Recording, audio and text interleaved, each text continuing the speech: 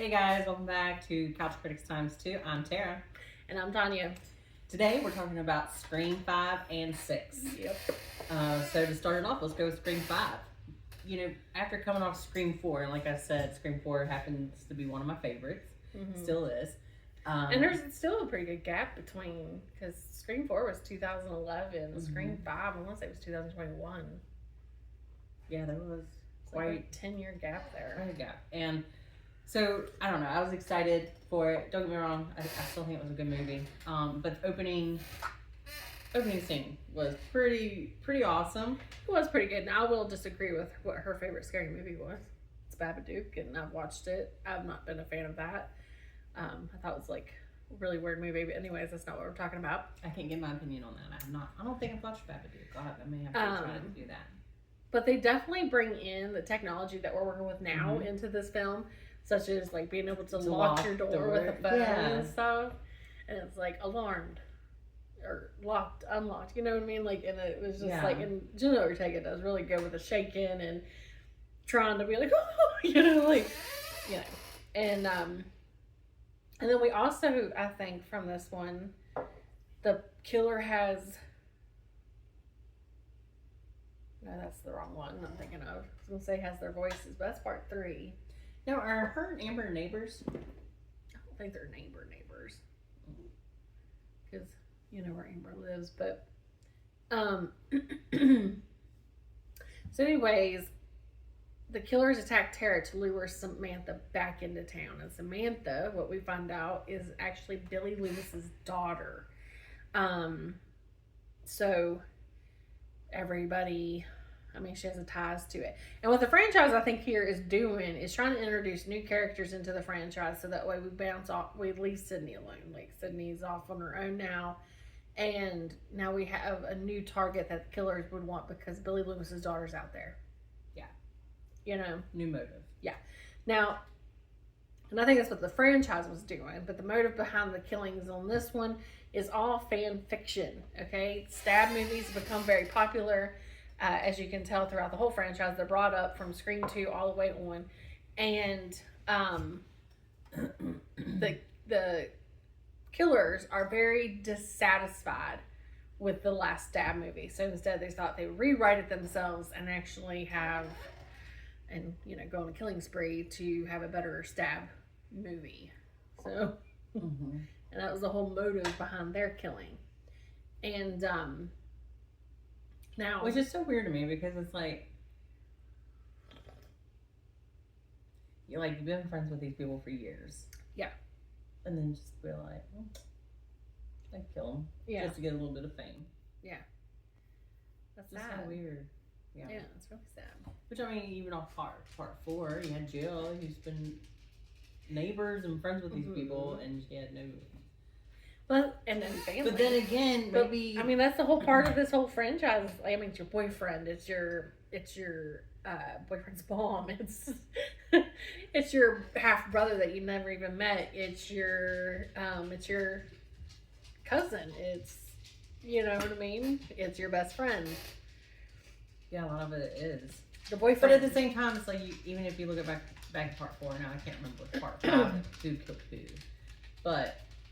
You gotta think, like, when it came to her neighbor, whenever she didn't do the killing, when it came to, but like we said, we do think she's the one that killed her mom. Yeah. Yeah. And that had to take, I don't know how you do it. Me either. But then again, it was behind a closed door. Yeah. I don't know. Yeah. Anyway, something to think about. But anyway, we pretty much called Richie out as soon as the incident at the hospital with the arm. As soon as he got cut in the arm in the same exact manner of what Jill got cut, me and Tara was just like, there's your killer. Or at least one of them, you know. We knew that. We knew that. These ones were actually easy to peg, in my opinion. You know. Amber took me. Well, I figured out Amber, but it also...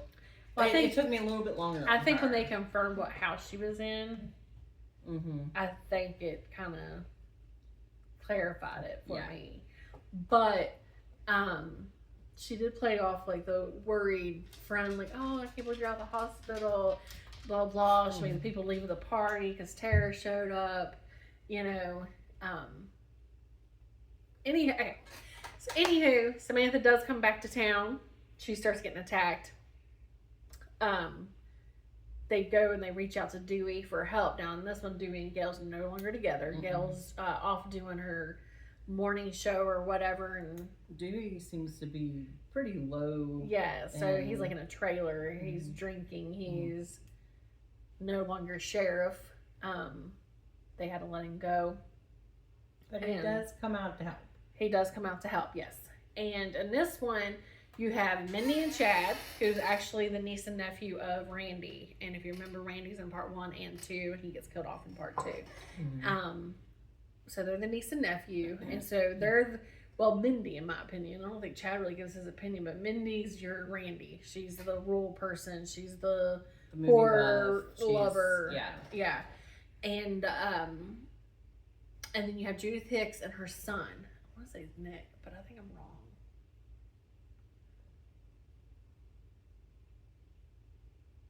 Anyways, Judy was in part 4, and she was the deputy who was trying to steal, in my opinion, Dewey. But anyway, she becomes sheriff, and so they're in this one.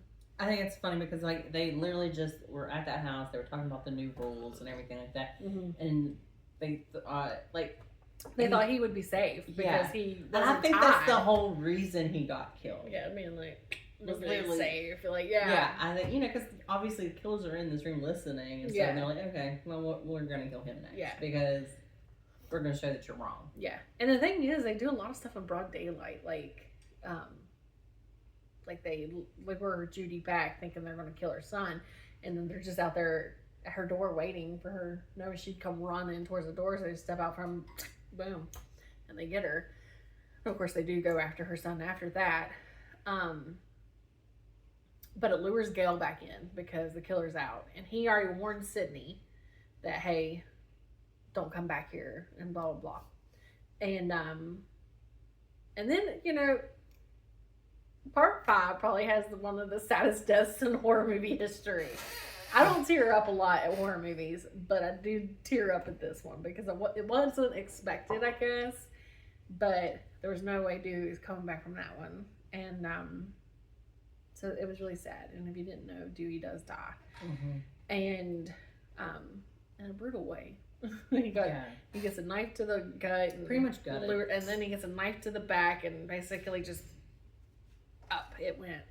And Gail's reaction was heartbreaking and stuff. Which Dewey's death is what brought Sydney back into play.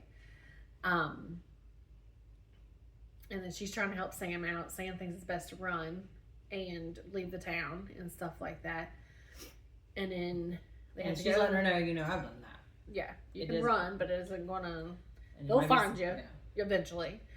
And but then too, like Sydney said, I have kids. I feel better knowing this person's on the ground compared to running off. And so then she forgets her oxygen, because she has asthma. So inhaler. And so they have to go to Amber's house to get it, and that's where you find out that that's Stu's house, old house, if you remember Stu from the first film. And then all the killings come out, and the reveals come out, and of course they die. Yeah. Overall, though, I thought it was a really let's talk about the pet peeve of the whole film: Billy Loomis's ghost. Yes. I don't care. I mean, you can have the storyline of her being his daughter and all this stuff, but the stupid ghost thing to make it seem him trying to help her, show her like, hey, here's a knife, grab that knife, blah blah blah. Maybe it's one of those I'm supposed to like, what would my dad do in this situation?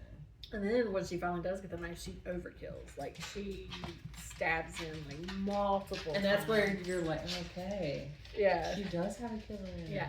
And that's the thing I think they're trying to portray, especially... Well, I've seen, now whether it's true or not, but I've seen like on TikTok or Facebook, one of the two, the original storyline for 6 was to have Sam as the killer.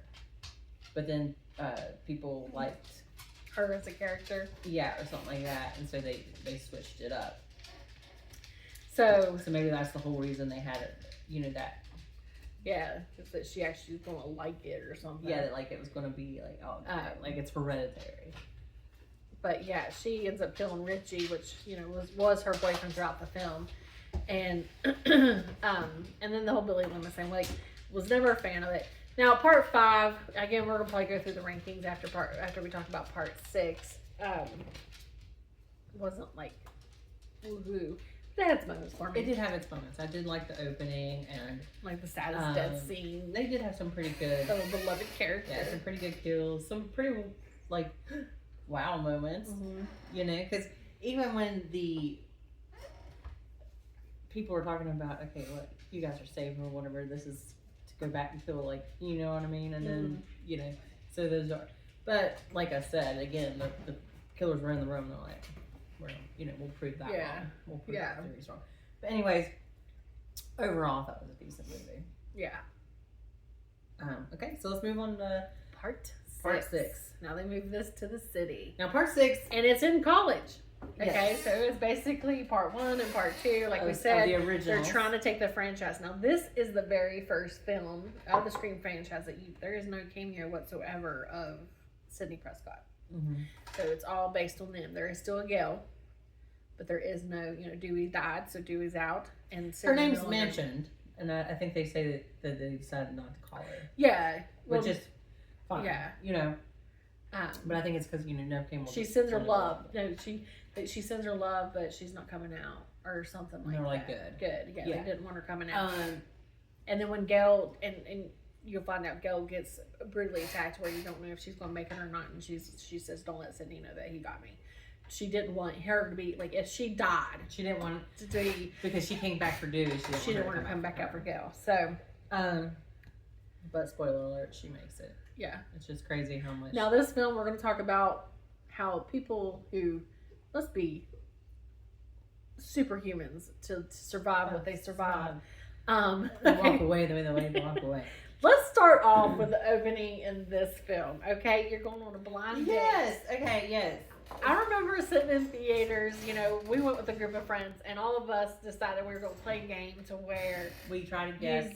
Only person you could show was your partner that you were with, and you would write it on your phone who you thought the killers were, and you would show it to them. So that way, when the killers were revealed at the end, we could all be like, "Haha, we had it," or "Wow, we were wowed."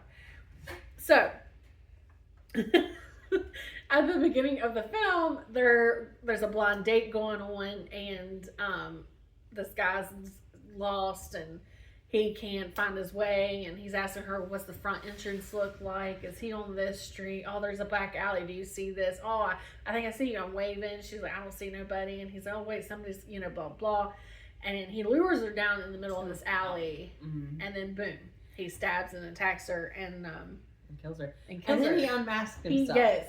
And you're like, wow, this is different. Yeah, okay, they're going ahead and from the beginning are revealing our killers.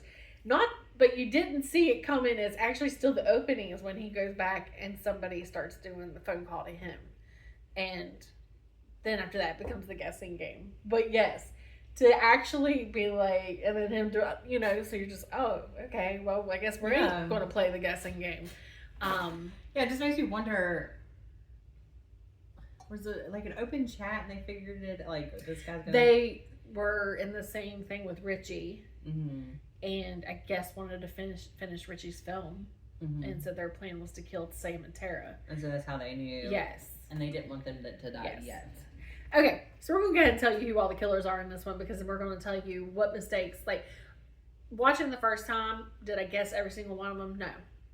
But after watching it 2 or 3 times afterwards, like, you're like, oh, like the mistakes they've made. And let us know, did you pick out the killers easily in this film, or was it a little bit harder for you? Well, I guarantee they didn't, because to have 3 was epic. Yeah, you didn't know 3 was coming. No. So I'm thinking a lot of us, when we played the guessing game, was only guessing at 2. Yeah. So I know I was. Your killers in this one is the roommate Quinn, the roommate Ethan, and their father, which was the deputy detective on the case. Okay? Now, the reason I want to go ahead and reveal them is because of how... Okay, One, Ethan was very suspicious throughout the whole film. He was always a suspect on my list. He was never there during any of the attacks. Right. He was and like when they were like on the quad or sitting on the wall, whatever. It was a little obvious in a way. You know, he did something, and then and he always showed up after the killings. You know what I'm saying? And then on the train or the subway, he gives Mindy this look. And like when I was watching with Austin was like, it's him, he's the killer. And he gives her this look like, you know, like an evil, like, and Mindy's been thinking it's him the whole time anyway, so she didn't want him near her. And they're the last two that didn't get on the first subway, so they're taking this one. And he gives her, I mean, he does. Obviously, she gets stabbed by another ghost face on there, and she's like, oh, I'm wrong again, and blah, blah. So they try to throw you off, but you're just like, the whole time you're just like, man, he's got to be one of them, because, you know what I mean? But anyways. That was a pretty good kill, though. What? When I first watched the trailer, I thought how, like, that there was going to be multiple Scream guys on the train. Mm-hmm. And it must be near Halloween or something, because it's not only just Ghostface, you've got your other they're dressed up. Yeah, they're in a costume and stuff. So yeah, I mean, I guess it is because they go to a costume party at a frat house at the beginning. Is that what I'm thinking, right? And so yeah, when I was first seeing the trailer and stuff, I was like, dang, like what is going on? And then the whole gas station scene, like that was pretty. Oh my risky. gosh. Yes. Okay. And so the killer or killers are leaving behind masks of previous killers. So their DNA is being found of like Jill and Amber and Richie and stuff like that. And so and that's one of the things, like how I kind of thought about Quinn's dad, or because how else is going to have evidence to that? But then they bring in. But what gets me. What's her name? Okay. Like Kirby. Yes, Kirby. They bring Kirby in and stuff. And Kirby, if you remember, is from part 4. You don't know that she makes it to this film. So I think in a lot of ways they try to act like it's her, but they do. But the face expressions of the dad and all that, he was on my list, so I was proud about him. Right. Ethan was on mine. Now Quinn wasn't. She played the roommate, like cared about him pretty well, in my opinion. She did. And even though, but then, like you said, here's your message. Go ahead and say it so we can talk about it. Like her getting killed. Yeah. You don't see her death. Is that what you're talking about? Yeah. Okay. Like don't get me wrong. You hear it from the window. He sees it. Like she gets thrown around and stuff like that, and there's blood and stuff, but you don't literally our view. We don't get to see it. We're hearing it. Well, that's what I'm saying. Like you're seeing it from that guy's window when he's trying to call Sam and go. Hey. That he's in that room with her. Yeah, and you're seeing her get slung around by him. You see the blood, and then but you.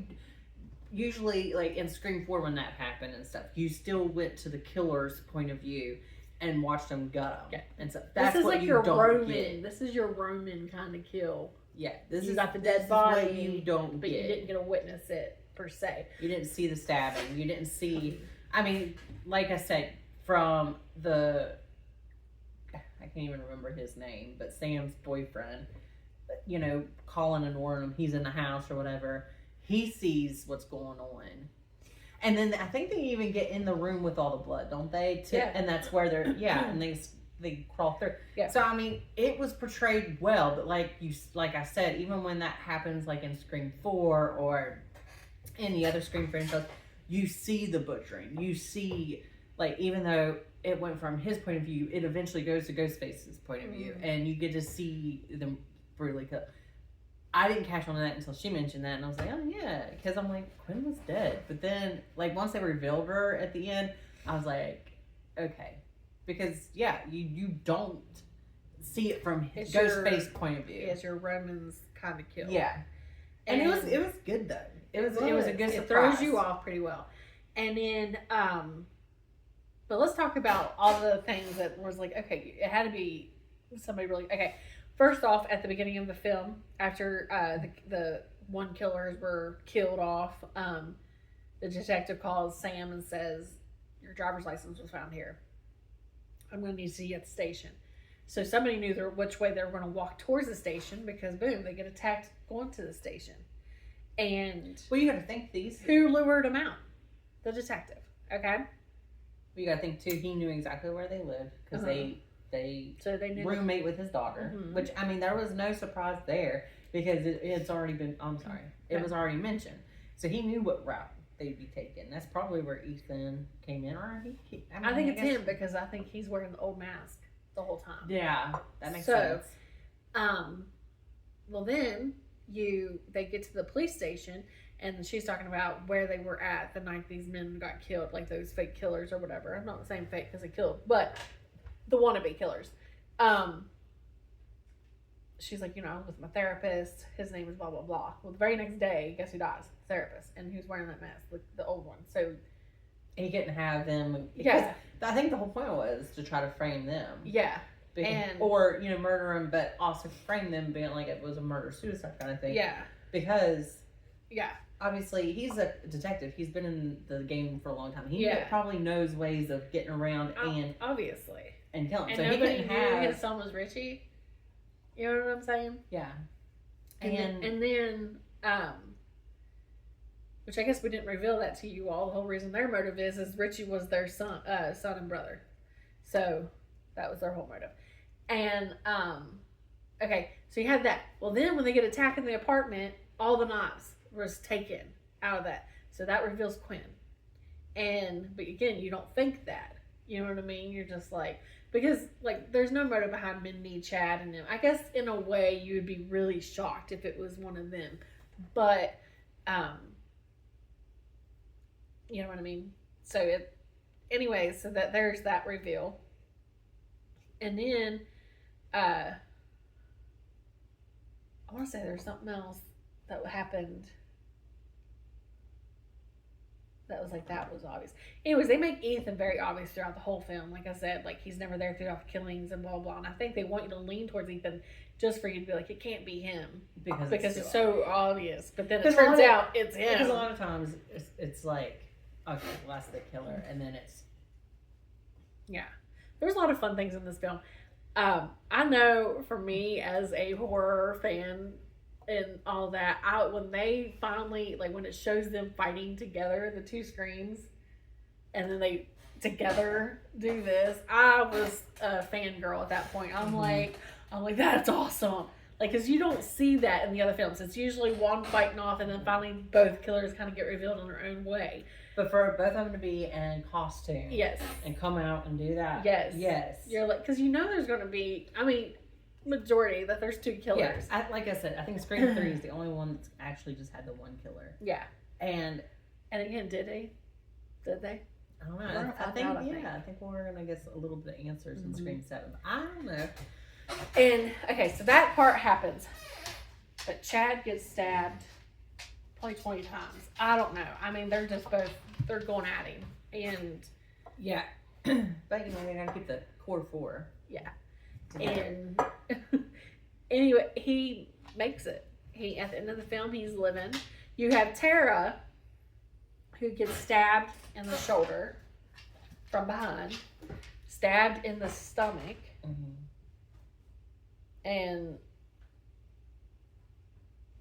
And like twisted, I believe, too.